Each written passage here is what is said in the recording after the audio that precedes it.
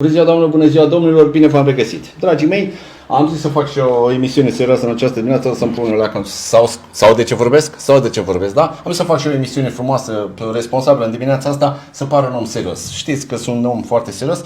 Azi, dragilor, este vorba despre o poveste extrem de serioasă care se întâmplă la Suceava. Se va întâmpla în foarte scurtă vreme în zona de Muntești. Deci, e povestea asta, dragilor, Vatra Donii, Forumul Economic Regional Moldova, Vatra Donii, 4-6 iulie.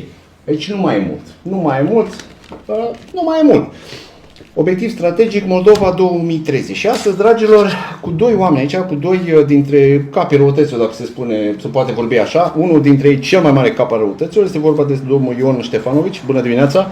Bună dimineața! Și domnul Cezar Grozau. Se spune de la bun început că domnul Ion Ștefanovici este liderul, șeful Centrului de Analiză, citesc că să nu încurc. Centrul de Analiză și Planificare a Dezvoltării Regionale. Am zis bine, domnul Ștefanovici? Excelent. Și domnul Cezar Grozau, îl știți, e suceveanul nostru, șeful Biroului Român de Cooperare Transfrontalieră România-Ucraina. Aici cu România nu eram eu foarte convins, cu Ucraina eram sigur.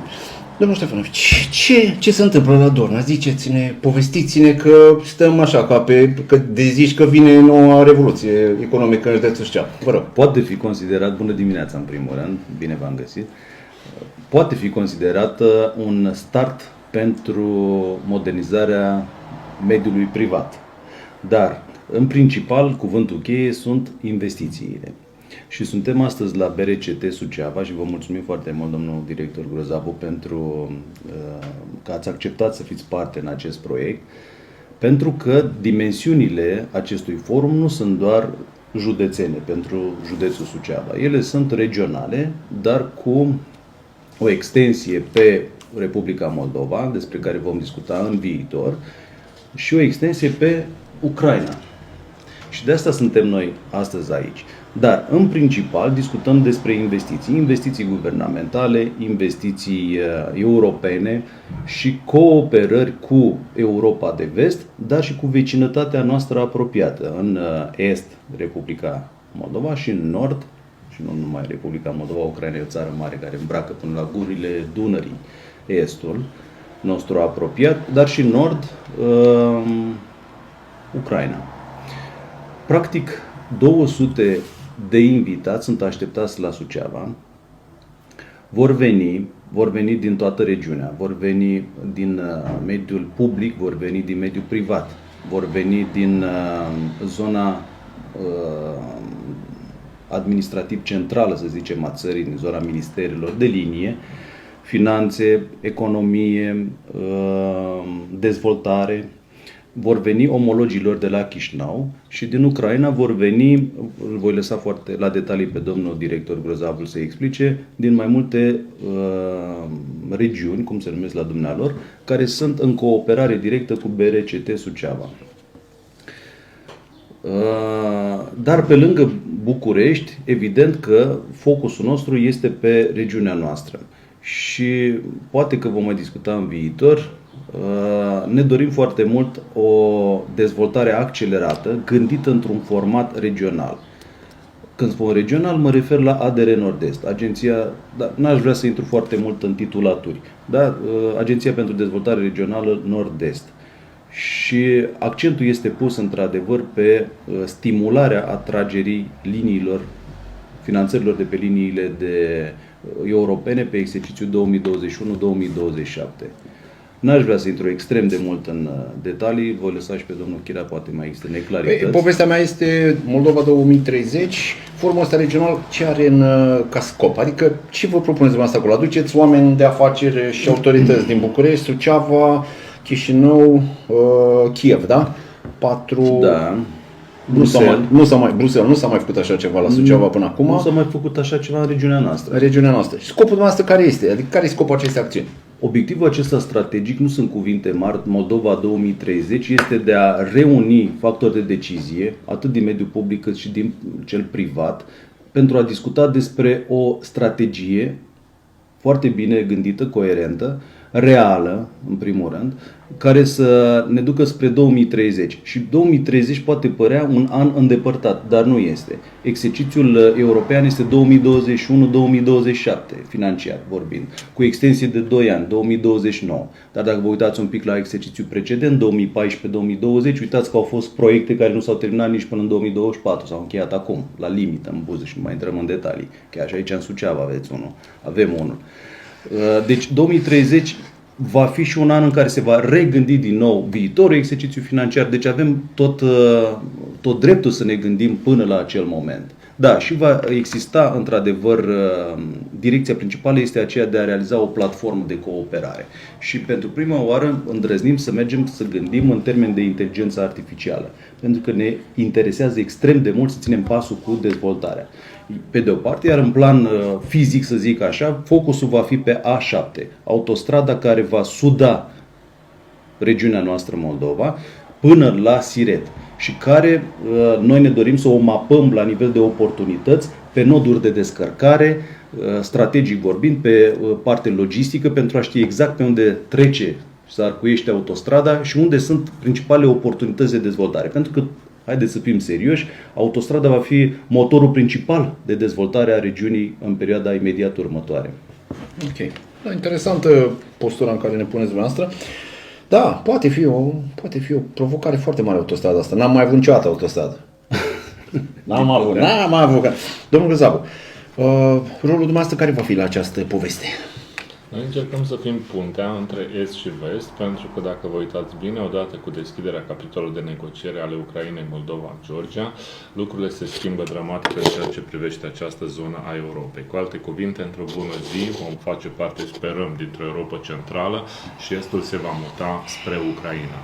Din acest motiv, eu cred că acest forum pe care îl organizează Centrul de Analiză, Planificare, Dezvoltării Regionale reușește să pună la aceeași masă diferiți actori relevanți care să contribuie, pe de o parte, la o dezvoltare socială, economică a regiunii noastre, a Moldovei, a regiunii de dezvoltare nord-est, dar, pe de altă parte, și aici este contribuția noastră, să transfere bune expertize, să facă colaborări, să stabilească parteneriate cu actorii din Moldova, respectiv Ucraina.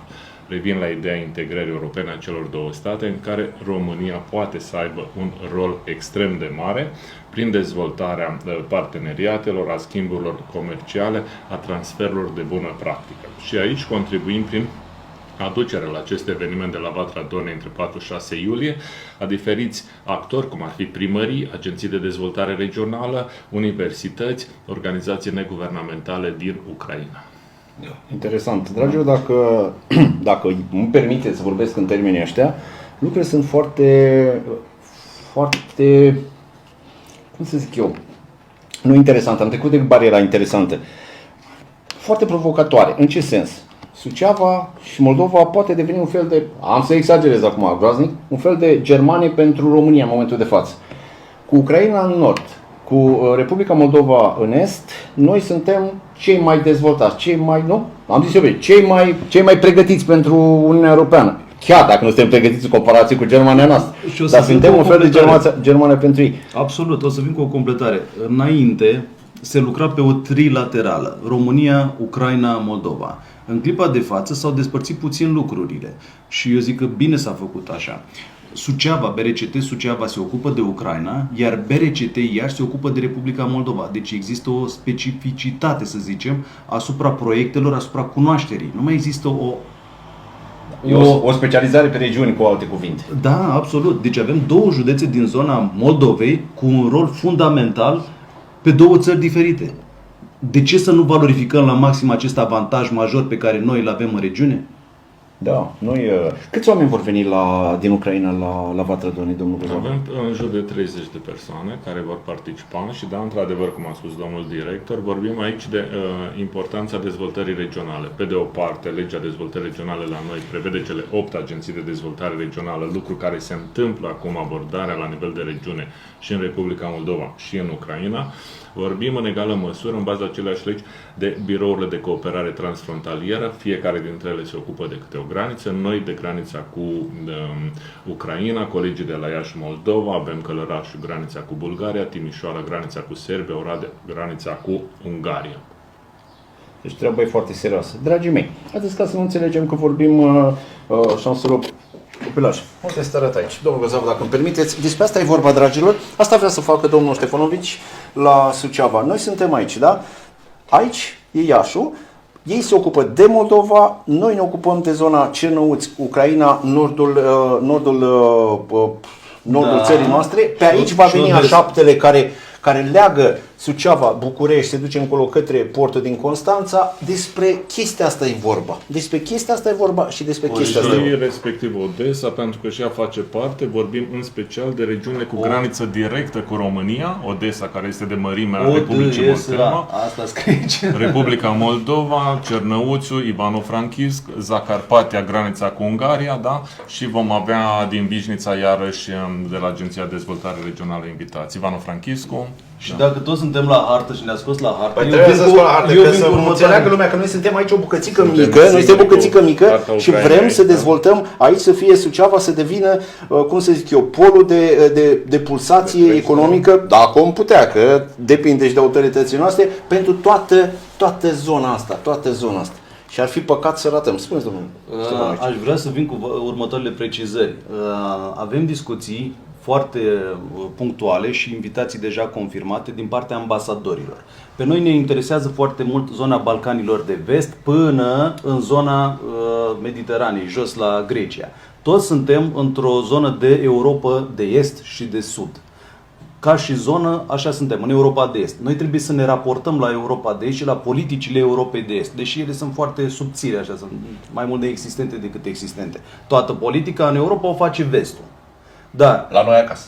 La noi acasă, alții hotărăsc. Că despre asta e vorba, așa ne-am obișnuit noi până acum, așa trebuie să vrem să schimbăm puțin fruile. Noi avem câteva argumente forte pe linia aceasta a reconfigurării Estului, a războiului din Ucraina și așa mai departe. Ei, astăzi putem negocia, pentru că România a făcut niște eforturi colosale în ultimii 2 ani. Suceava în primul rând.